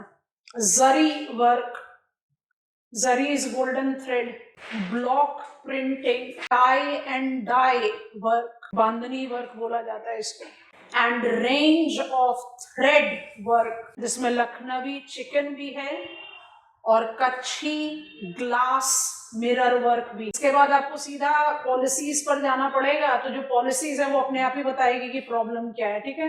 तो policy तो हम लिखेंगे जूट को ऐड करने के बाद। सिल्क हम ऑलरेडी कर चुके हैं, तो सिल्क को हम स्किप ओवर कर रहे हैं, रिमाइंड करा देते हैं। सिल्क के साथ जो कुछ स्पेसिफिक प्रॉब्लम्स थी, हमने उसको हाईलाइट इसलिए कर दिया क्योंकि मेरे पास नेशनल टेक्सटाइल पॉलिसी में एक डेडिकेटेड प्रोग्राम है जिसका नाम है सिल्क समग्र। तो सिल्क समग्र के अंतर्गत हमने silk mark scheme, by product utilisation, GI tag with weave separation, biotechnology to increase frequency of yield, है ना, ये सब चीजों को स्पेसिफिकली टारगेट कर लिया क्योंकि मेरे पास एक प्रोग्राम है सिल्क समग्र, तो मैंने सेरिकल्चर में उसको अप्लाई कर लिया। I don't have any program called cotton Samagra. Cotton textile को आप किसके डोमेन में लेकर जाओगे? पीएम मित्रा में भी लेकर जाओगे, SITPs में भी लेकर जाओगे, ATUFS में भी लेकर जाओगे, तो वो तो अम्ब्रेला प्रोग्राम्स है ना, क्योंकि cotton textile by default takes the top slot when it comes on to textile sector. तो हम टेक्सटाइल को, कॉटन टेक्सटाइल को यहाँ पर छोड़ रहे हैं, रिपीट कर रहे हैं, ध्यान से सुनना। पॉलिसीज और प्रॉब्लम इकट्ठा आएगा तो जूट टेक्सटाइल लिखने के बाद ऐड करेंगे। कॉटन टेक्सटाइल का डिसेंट्रलाइज्ड प्रेजेंस है, प्रोडक्ट्स जो है बहुत डाइवर्स रेंज में, मतलब आपने जब हमने यूज कर लिया ना टर्म फर्निशिंग, तो आप उसमें सब कुछ यूज कर रहे हो। आप यूज कर रहे हो बेडशीट्स, आप यूज कर रहे हो कर्टन्स, आप यूज कर रहे हो स्ट्रॉन्ग डोर मैट्स या फ्लोरिंग जो स्पेसिफिकली इस्तेमाल किया जाता है when you are having complete enclosed locations या विंटर टाइम में, और वियरिंग अपैरल। इन इसी रेंज में माने फर्निशिंग और वियरिंग अपैरल में आप मेजर कॉटन टेक्सटाइल को डाल रहे हो, जिसमें कॉटन टेक्सटाइल का प्रोडक्शन में India holds something that is unique in, और जो एस्टैब्लिश्ड यूनिक प्रोसेसिंग है वो लिस्ट में ले लिया। इतनी लिस्ट नहीं है, बहुत लंबी लिस्ट है, पर हमने मेजर वन को टच किया। टाई एंड डाई इंडिया के बाहर कहीं नहीं, जरी वर्क इंडिया के बाहर कहीं नहीं, एंड द थ्रेड वर्क के भी बड़े बिग रेंज है। फिर हमने उसमें दो ही, एक मिरर वर्क जो it comes from Kutch Gujarat, तो उसको कच्छी मिरर थ्रेड वर्क बोलते हैं। लखनवी है, that is also very important, one of the very sleek and elite brand that is been identified in world, तो वो स्पेसिफिकेशन हम ऐड कर सकते हैं। Otherwise of course it is something that is quite broad and elaborate. एक last pointer लिख लेते हैं और जूट टेक्सटाइल की तरफ चलते हैं। India presently is among the top 3 cotton textile producers in world, China USA के बाद। पिछले साल USA से टॉप पर था, बट कंसिस्टेंटली यूएसए से नीचे रहा है, इसलिए one of the top 3। Okay, getting on to jute textile. Jute textile को कैसे अंडरस्टैंड कर लें? जूट टेक्सटाइल को सिंपली अंडरस्टैंड कर लो, इसमें हम जूट आई केयर को साथ में ऐड कर देंगे, ठीक है? माने है तो टेक्सटाइल मिशन के अंदर, पर वो स्पेसिफिक जूट सेक्टर के लिए। I think I am making sense. इस स्लाइड को छोड़ देते हैं। जब आप टेक्सटाइल में कॉटन की बात कर रहे हो तो आपके पास कोई स्पेसिफिक प्रोग्राम टारगेटिंग कॉटन नहीं है, ये समझा रहे हैं, इसलिए कोई प्रॉब्लम, कोई पॉलिसी अभी हम नहीं लिख रहे। जैसे ही हम टेक्सटाइल पॉलिसी लिखेंगे तो कॉटन अपने आप कवर होगा। हमने जब सिल्क टेक्सटाइल पढ़ा था तो हमने सिल्क समग्र को ले लिया था। तो सिल्क समग्र क्या है? It is one of the constituents of national textile policy, जो डायरेक्टली सिल्क सेक्टर को टारगेट कर रहा है। तो सिल्क टेक्सटाइल के लिए कोई स्पेसिफिक प्रोग्राम है, प्लस सिल्क टेक्सटाइल किसका बेनिफिशियरी है? पीएम मित्रा का भी है, एसआईटीपी का भी है, एटीयूएफएस का भी है, तो you can take that into account. अच्छा, अब हमारे जूट पर, तो हम आपको बस ये बताने की कोशिश कर रहे हैं कि जूट के लिए मेरे पास प्रोग्राम है, पूरा ही लिख देते हैं, जूट आई केयर। ये one of the important constituent of national textile policy है। तो jute I care just like silk समग्रा सिर्फ जूट को टारगेट करेगा ना, तो यहां पर हम पॉलिसी फैक्टर ले लेंगे जूट के लिए। फिर जूट भी ऑल्सो रिलेटेड टू एटीयूएफएस, एसआईटीपी, पीएम मित्रा। तो वो जो अम्ब्रेला है वो कॉटन को फुली केटर करेगा, सिल्क को, जूट को बाय डिफॉल्ट करेगा। और आप प्लीज याद करें, हमने इसके साथ आपको बताया था टेक्सटाइल इन नॉर्थ ईस्टर्न रीजन, याद आ रहा है? जो मेरा टेक्सटाइल पॉलिसी है उसमें north eastern region textile promotion scheme है। तो नॉर्थ ईस्टर्न रीजन में टेक्सटाइल कौन कौन से होंगे? गुवाहाटी तो जाता ही है ना कॉटन टेक्सटाइल के साथ, ईरी, मुगा, पूरा का पूरा नॉर्थ ईस्ट का है। I hope you are understanding that. And then हमने उस समय भी आपको हिंट दिया था, नागा शॉल्स, तो वुलन भी गया। गुवाहाटी में आपके पास जूट मिल्स भी हैं, तो जूट भी चला गया। तो जो रीजन स्पेसिफिक हो गया उसमें सारे सेक्टर इनकॉर्पोरेट हो गए। I hope you are understanding. So there are some programs which will be applicable to all. कुछ एरिया स्पेसिफिक है, कुछ सेक्टर स्पेसिफिक है। तो ये एरिया स्पेसिफिक हो गया, ये सेक्टर स्पेसिफिक हो गया। कॉटन के लिए मेरे पास कोई कॉटन स्पेसिफिक प्रोग्राम नहीं है, इसलिए वो नहीं लिख रहे हैं। छोटा सा हेडिंग बना लो, separate jute textile. Genesis jute textile की भी 1850 में ही हुई है, मॉडर्न जूट में 1850। Rishra, RISHRA, west Bengal. Locational determiner, raw material oriented. Primary producer, west Bengal. West Bengal बोलना भी exaggeration. West Bengal 90% of jute textile production, ठीक है? अब उसके साथ ब्रैकेट में लिख लो, in less than 100 kilometres of length, in less than 100 kilometres of length of Hooghly belt, including, ये नाम इतने पॉपुलर नहीं है, लिख लो, कोलकाता, हल्दिया, हावड़ा फॉर श्योर, और फिर Chunchura, Shrirampur, Budge Budge, Barrackpore, less than 100 kilometre. अब जब आपने जूट का 90% वेस्ट बंगाल में ले लिया तो 10% के लिए तो बाहर घूमने का कोई मतलब नहीं है, बट फिर भी some fragmented capacity is there in Andhra Pradesh, Bihar, Assam. Jute का प्रॉब्लम क्या है? जूट सेक्टर को समझने का सबसे आसान तरीका है, ध्यान से सुनेंगे, it had glorious past, is having problematic present and is having prosperous, golden fiber कह रहे हो इसको, had glorious past. Jute textile in cultural past had quite strong mainstreamed characteristics. फिर क्या हुआ? पॉपुलेशन बढ़ना शुरू हुआ, फूड रिसोर्स की रिक्वायरमेंट बढ़नी शुरू हुई, government procuring agency rice rice wheat wheat का नारा लगाने लग गई। ऑटोमेटिकली मेरे लिए एज जूट कल्टीवेटर राइस का कल्टीवेशन ज्यादा रेम्यूनरेटिव साबित हुआ, and that was the reason that I slowly steadily supplemented jute producing area to rice. इससे रॉ मटेरियल का सप्लाई पर ही सबसे पहले क्वेश्चन, जब आप हमने आपको एग्रीकल्चर पढ़ाते समय भी समझाया था, जूट वर्सेस टी, जूट है वो ज्यादा हेड ऑन कंपटीशन में जाता है राइस के साथ, क्योंकि टी को रिक्वायर्ड है वेल ड्रेन्ड एरिया, जहां पर राइस का कल्टीवेशन लार्जली इम्पॉसिबल है, क्योंकि राइस को चाहिए स्टैग्नेंट वाटर। तो चाहे agro climatic conditions near same हो, टी और राइस का डायरेक्ट कंपटीशन नहीं होता, क्योंकि जहां पर टी कल्टीवेट होता है वहां राइस को हम लार्जली कल्टीवेट नहीं करते, वाइसा वर्सा। जूट बिल्कुल उसी जगह पर कल्टीवेट होता है जहां राइस होता है। डिफरेंस बस इतना है कि राइस में आपको वाटर लॉग फील्ड चाहिए, जूट में नहीं चाहिए। तो जूट जैसा क्रॉप अगर राइस जैसे क्रॉप से कंपटीशन फेस करेगा तो बाय डिफॉल्ट है कि जूट ही हारेगा, और हम चाहते भी नहीं कि जूट जीत जाए, क्योंकि फूड सिक्योरिटी पर क्वेश्चन मार्क आएगा। तो जूट एक ऐसा सेक्टर है जिसको मार्केट ओरिएंटेशन में ये कहकर साइडलाइन कर दिया गया कि कोर्सर फाइबर है, और रॉ मटेरियल सेगमेंट में ये बाय डिफॉल्ट एकदम इम्प्रैक्टिकल कंपटीशन के हिसाब से अपने आप ही अपना एरिया खोता चला गया। तो आज की डेट में जूट टेक्सटाइल को या जूट सेक्टर को हम बहुत प्रॉब्लमैटिक प्रेजेंट के साथ रिलेट करते हैं। बट हम क्यों कह रहे हैं कि that it has got prosperous future? Why it is been tagged as golden fibre? What is the approach that we are trying to cater in Jute Eye Care, a separate dedicated textile policy under the aegis of textile policy for the country? Jute Eye Care associate करता है raw material availability को ensure कराना, तो NFSM cash crop jute sector, jute textile को आप market momentum देते हैं with protection. I hope you are aware of the fact there has been the compulsion created by union government, जितने भी bulk grain या agro products pack होंगे उसमें packaging के लिए जूट ही इस्तेमाल किया जाएगा। अगर पेपर सेक्टर को पुश मिला है because of e commerce and packaging with the requirement of paper in the continuous decline of plastic, jute का पैकेजिंग आप सोच ही नहीं सकते कितना। प्लास्टिक बैग, मेरा house hold shopping bag plastic से कन्वर्ट हो गया jute. So this is giving me one reference of the market momentum. But jute, Jawaharlal Nehru Port, JNP, the first,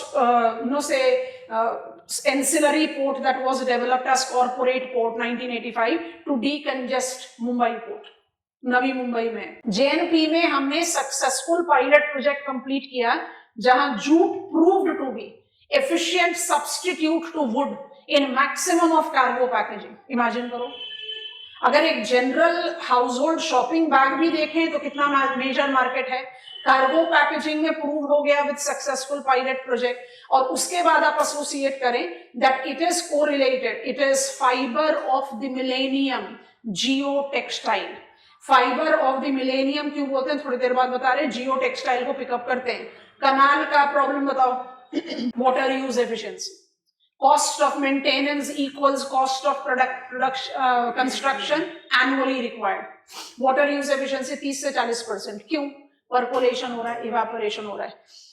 maintenance cost annually almost equivalent to construction cost क्यों है? silting हो जाता है। जियो textile, biodegradable, vegetable fiber, versatile, annually reproduced, crudely processed jute sheets को pilot project के अंतर्गत कनाल के bed पर डाला तो परकोलेशन को कम किया। बायोडिग्रेडेबल है तो कहीं सॉइल को कोई नुकसान नहीं पहुंचाएगा। बैंक्स पर डाला, आप बोलोगे भाई कंक्रीट बना लो, सीमेंटेड बना लो, तो सीमेंटेड बनाना कितना कॉस्ट इंटेंसिव होगा, वो प्रैक्टिकल नहीं है। और बैंक्स पर डाला, फिर वही बायोडिग्रेडेबल है, सॉइल को तो कहीं से लॉस नहीं करेगा। It by default will be working as a natural bund which is reducing the siltation of the canal. तो आप वाटर यूज एफिशिएंसी भी बढ़ा रहे हैं और एनुअल मेंटेनेंस कॉस्ट को भी कम कर रहे हैं। इमेजिन करो ये कितना बड़ा मार्केट हुआ वर्ल्ड वाइड, इतना बड़ा मार्केट कि ब्राजील जैसी country, south east Asian countries still have been producing another vegetable fibre, उसका नाम है केनाफ।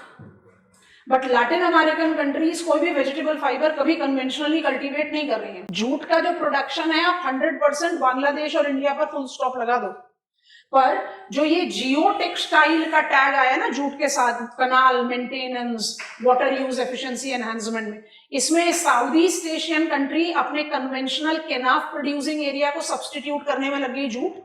और प्लीज रिकॉल ईदी मर जाओ between Tocantins and Amazon, a triangular peninsula. नहीं याद आ रहा तो मैप खोल लो। ब्राजील कहता है largest riverine island of the world है, हम कहते हैं बस प्रूफ कर दो कि आइलैंड है, तो डेफिनेटली मजूरी से बड़ा है। हमें मैप पर दिखाई दे रहा है कि वो आइलैंड ही पेनिनसुला है। अमेजन माउथ पर पहुंच गए, ट्रायंगुलर लैंडमास दिख रहा है जिसके बिल्कुल वेस्ट में तोकनतिनिस रिवर दिखाई देगी, दोनों की एस्टुराइन डेल्टा है। यस और नो? एन आइलैंड, आइलैंड नहीं है, पेनिनसुला है, उसका नाम है इदी मर जाओ पेनिनसुला, मर जाओ पेनिनसुला, देखा कि नहीं, has been dedicated to cultivation of jute. ऐसा क्या हो गया भाई, jute is geo textile. Imagine करो अगर इस तरह का मार्केट मोमेंटम मोबिलाइज कर दिया गया तो जूट फार्मर्स के लिए कितना बेनिफिट होगा। तो जो कन्वेंशनल पैकेजिंग है वहां प्लास्टिक का सब्सटीट्यूशन, वुड का सब्सटीट्यूशन और गवर्नमेंट पॉलिसी सपोर्ट कि सारे major bulk packaging agricultural product के जूट सैक का ही इस्तेमाल करेंगे, तो पैकेजिंग में आपने पुश दिया। जियो टेक्सटाइल जो कि कनाल मेंटेनेंस में काम आ रहा है। फाइबर ऑफ द मिलेनियम बोलते हैं इसको, क्योंकि इतना वर्सेटाइल फाइबर है कि आप कॉटन और सिल्क को तो वियरिंग अपैरल और फर्निशिंग के बाद फुल स्टॉप दे देते हो, जूट को आपने अब वियरिंग अपैरल में भी इंक्लूड कर लिया है। माने I can see jute apparel in the fashion ramps in all the major fashion cities of the world. तो जहां पर कॉटन और सिल्क का डोमेन है, जूट वहां प्रेजेंट है। और जूट उसके अलावा it can be the natural, regenerative, cellulosic raw material for paper. It can be utilized for the production of biocompost. It can be an excellent support system in construction. जो आपको हमने अभी थोड़ी देर पहले पढ़ा कि आयरन रॉड्स चाहिए जो कंस्ट्रक्शन के लिए, आप कोई भी फसाड जिसमें हांगकांग का जो भी मेजर फायर इंसिडेंस हुआ, जो आपका कंस्ट्रक्शन फसाड होता है जिसमें बैम्बूज को आप टाई अप करते हो, वहां पर आप कोकोनट फाइबर के साथ जूट रोप्स का भी अब इस्तेमाल करते हैं। तो you have got that diversity of use of jute which gives it that elaborate market purview जो किसी और के लिए नहीं। And that is what we want to mobilise in jute I care. तो जूट आई केयर के जो domain है वो क्या है, बैकवर्ड अपस्ट्रीम, रॉ मटेरियल को इंश्योर करना with NFSM jute component in cash crop, and downstream ensuring market momentum and technological innovation to actually generate ground market real terms में and seeping down the benefit to the jute cultivators। किस तरीके से, geo textile, fibre of the millennium, fibre of the millennium को किसके साथ relate कर रहे हो, डाइवर्स यूसेज के साथ। तो पैकेजिंग है, जियो टेक्सटाइल है, and fibre of the millennium, wearing apparel, furnishing से लेकर construction site, cellulosic raw material for paper, bio compost, count करते चले जाओ। माने जूट का यूटिलिटी का कहीं फुल स्टॉप ही नहीं है, फटाफट से लिखेंगे। तो 100 किलोमीटर्स कम रेडियस में आप 90% ऑफ जूट मिल्स को कंबाइन कर रहे हो, तो बिल्कुल लोकलाइज्ड है। Star mark statement, the sector is identified with problematic presence both upstream, bracket में लिखो agricultural field due to competition with rice, bracket close करो, and downstream that is in creation of stable market. Next pointer, jute eye care under the provision of national textile policy does incorporate a NFSM cash crop jute component to ensure regularity of raw material supplies to jute sector. B, jute in packaging, underline dash. पहला point, not just benefit from freezing of use of plastics. Next sub point, government support in mandatory use of jute SAGs, SAGS in packaging of bulk agricultural products. तीसरा and final sub point, successful, नहीं packaging का ही तीसरा and final sub point है, packaging ही लिख रहे हो अभी, सेकंड पॉइंट करो, successful pilot project in cargo packaging at JNP Jawaharlal Nehru. अब लिखिए तीसरा पॉइंट, it's mobilisation as geo textile, its mobilization as a geotextile, underline, with proven use in canal maintenance with increase in water use efficiency. Break the statement and write, it is this aspect that have made aggressive momentum in Southeast Asia, bracket KNAF producing areas, KNAF producing areas, close the bracket, and Latin American countries, bracket specifically Brazil, into jute production. ठीक है, अब लिखेंगे चौथा point, fibre of the millennium, underline dash, biodegradable, annually regenerated, versatile fiber has been proven with range of utility. अब इसके सब pointers आ रहे हैं, in wearing apparel and furnishing, यहाँ पर कॉटन और सिल्क का फुल स्टॉप हो जाता है, wearing apparel and furnishing, next लिखो, construction material, नेक्स्ट लिखो, सोर्स ऑफ बायोकम्पोस्ट, फाइनली लिखो cellulosic raw material for paper, cellulosic raw material for paper. 4 point लिखवाएं आपको। क्लोज डाउन करते समय लिखो designated jute as golden fibre, सोचो कितना रेम्यूनरेटिव हो जाएगा, as golden fibre, with India having leading production capacity at present। ठीक हो गया, चलिए अब हेडिंग बनाइए नेशनल टेक्सटाइल पॉलिसी। जो कॉटन टेक्सटाइल की प्रॉब्लम्स है ना, वो इसके साथ साथ ही आराम से समझ में आ जाएगी। नेशनल टेक्सटाइल पॉलिसी, एक इंट्रोडक्शन का line, incorporate multiple provisions that targets all the segments of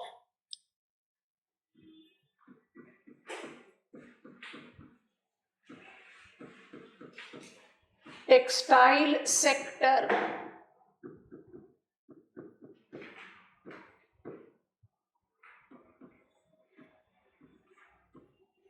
which incorporate sector specific, bracket में कुछ लिखना है, जल्दी से बता दो क्या लिखें, sector specific policies, blankly register के पेजेस मत भरो, silk Samagra, jute I care, close the bracket, region specific, इसके बारे में डिटेल्स हमें करने की जरूरत ही नहीं है, वो अपने आप ही बाकी सबसे आ जाएगा। ब्रैकेट में क्या लिखेंगे, textile development in north eastern reason along with umbrella provisions that includes, list कर लो, अम्ब्रेला प्रोविजन दैट इंक्लूड्स क्या होगा, कौन से 3 लिख दिए वो बबल में डले हुए हैं, बाकी जो अब आ गए वो सबके लिए अप्लाइड है, मतलब वो सिल्क के लिए भी अप्लाइड है, जूट के लिए भी अप्लाइड है, और बाय डिफॉल्ट कॉटन के लिए भी अप्लाइड है। तो number 1 is ATUFS, 2 is SITP, 3 is PM मित्रा, 4, 5, 6 जरूर लिखो, बबल में डाल दो क्योंकि आप ऑलरेडी उसको पहले लिख चुके हैं, silk Samagra, jute I care, textile for north eastern region, 7 is PLI scheme for MMF and TF and summer। ठीक है, क्विक डिटेल्स लेना, advance technological upgradation fund scheme, advanced technological upgradation fund scheme, quick pointers, mobilized in 1999, forms a financial scheme for technological upgradation to overcome infrastructural bottlenecks. Next pointer, it continues its importance with the mill sector dominating textile industry, restricting cost competitive growth, thus global market momentum. Next, scheme for integrated textile parks, scheme for integrated textile parks, mobilized in 2005, absolutely oriented towards global market oriented production so as to increase stability in external market, the competitive growth of the sector. Next, 56 SITPs, bracket में लिख दो, with 30 completed and 26 under implementation, have been successful in pushing global presence of the sector. कुछ examples लिख लेते हैं. Ludhiana, Kanchipuram, Tiruppur, Kanpur, Surat, Ahmedabad, Vizag, Thiruvananthapuram, Jaipur, Kishangarh forms some examples. Star mark लिखेंगे. SITP will remain applicable only till the completion of 26 left out parks. क्योंकि अब इसको हम by default किस पर supplement कर रहे हैं? PM Mitra. Point number 3 please. PM Mitra, that is mega integrated textile regions and apparel parks mobilized since 2021. Next point is inspired from 5 F's. दूसरा 5F आ गया, सोशल फॉरेस्ट्री में पढ़ा था. Inspired from 5 F's. ब्रेक करके statement में लिखते जाना. Farm to fibre, next fibre to factory, next factory to fashion, and final fashion to foreign. Next, it aims at strengthening by developing modern infrastructure facility for entire value chain of textile industry. 7 PM मित्राज हैं. Green field, brown field दोनों पर हैं. Map से फटाफट से नाम लिख लेंगे. ग्रीन फील्ड, ब्राउन फील्ड आप अलग करके लिखना चाहते हो या ज्योग्राफिकली लिखना चाहते हो, आपकी मर्जी है.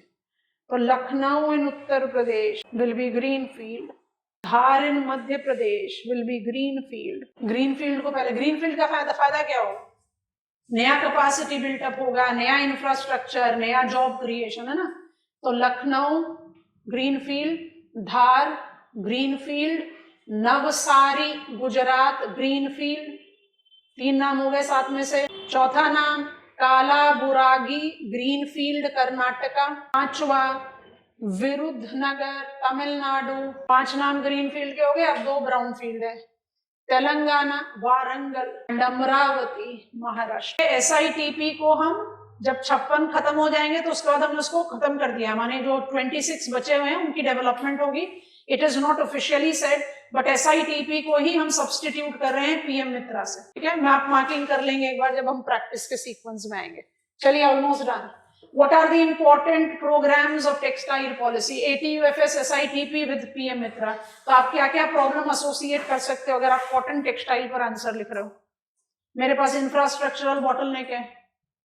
टेक्सटाइल हमारा one of the conventional sector है, बट हमारा टेक्सटाइल सेक्टर हमेशा डोमेस्टिक मार्केट रेजिड्यू में ही एक्सपोर्ट किया गया है. तो हमारी स्टेबिलिटी नहीं है. जब आप एसोसिएट, एक तो स्टेबिलिटी नहीं है कि जब अगर डोमेस्टिक मार्केट में कंजम्पशन ज्यादा होगा तो हम बाहर बेचेंगे ही नहीं. अब इस तरह का डोमेन में बाय डिफॉल्ट स्टेबिलिटी तो सेक्टर की आती नहीं. तो आपने जब SITP शुरू किया 2005 से, तो आपका सीधा सा पर्पस था कि डेडिकेटेड टेक्सटाइल प्रोडक्शन हो only to target the international market.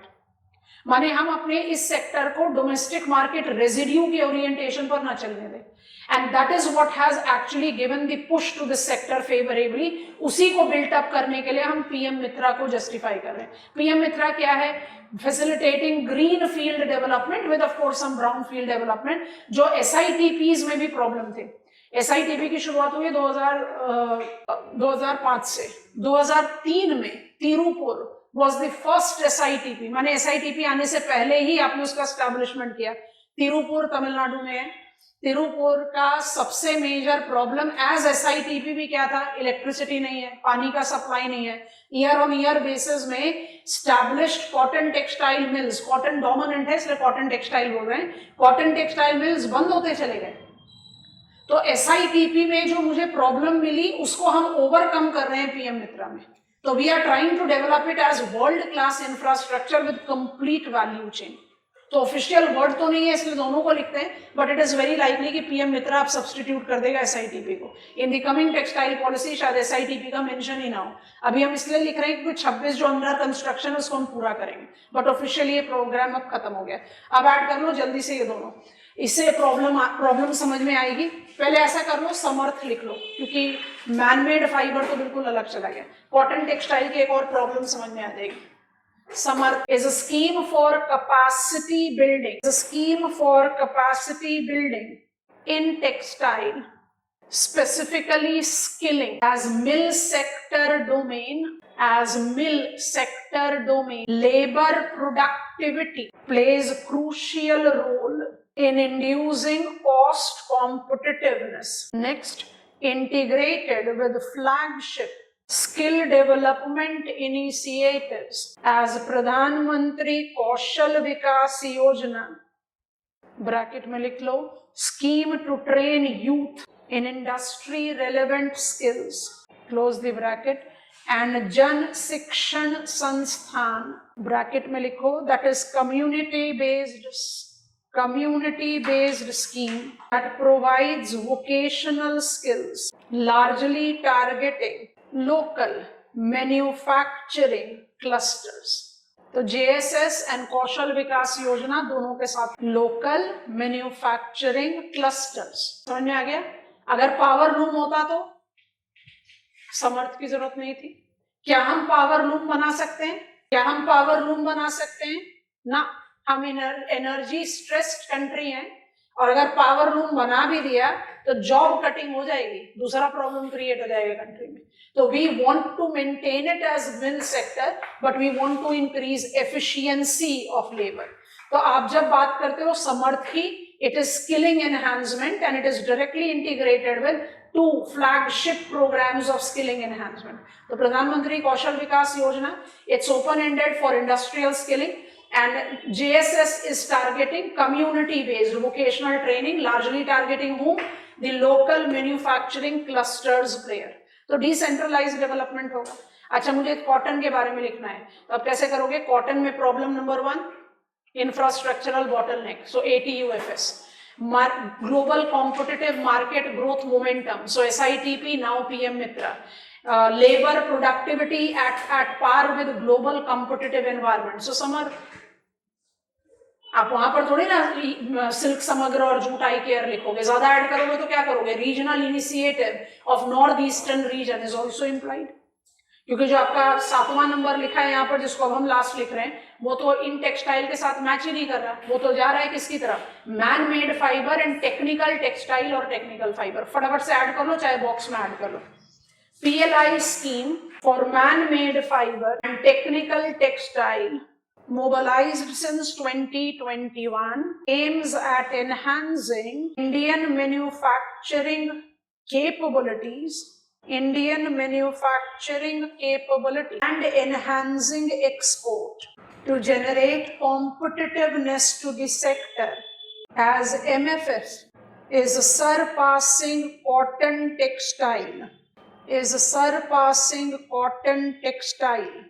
global textile market. Final point, the scheme focuses on promotion of 40 MMF apparel and 10 different technical textile, क्योंकि हम चले जा रहे हैं as big player of cotton या jute या silk. Global textile market जो है वो MFF का बहुत स्ट्रॉन्ग है, तो by default India has to diversify its textile sector towards it. So PLI है MFF और टेक्सटाइल, टेक्निकल टेक्सटाइल के लिए। टेक्निकल टेक्सटाइल और MFF के बिग रेंज है, तो 40 और 10 रेंज है जिसको हम टारगेट कर रहे हैं। These are the textile policy can be integrated wherever we are picking up. अगर जूट और सिल्क पर लिख रहे हो तो सिल्क समग्र और जूट आई केयर सफिशिएंटली सबको कवर अप कर देता है, बट फिर भी आपको लिखना चाहिए PM मित्रा, SITPs। और कॉटन में जाओगे तो आपके पास कोई डेडिकेटेड स्पेसिफिक प्रोग्राम नहीं, क्योंकि cotton is major most constituent of textile. तो टेक्सटाइल पॉलिसी के सारे पॉलिसी फैक्टर कॉटन के ले जाएंगे और वो ऑटोमेटिकली जस्टिफाई करते हैं कि कॉटन के साथ प्रॉब्लम क्या है।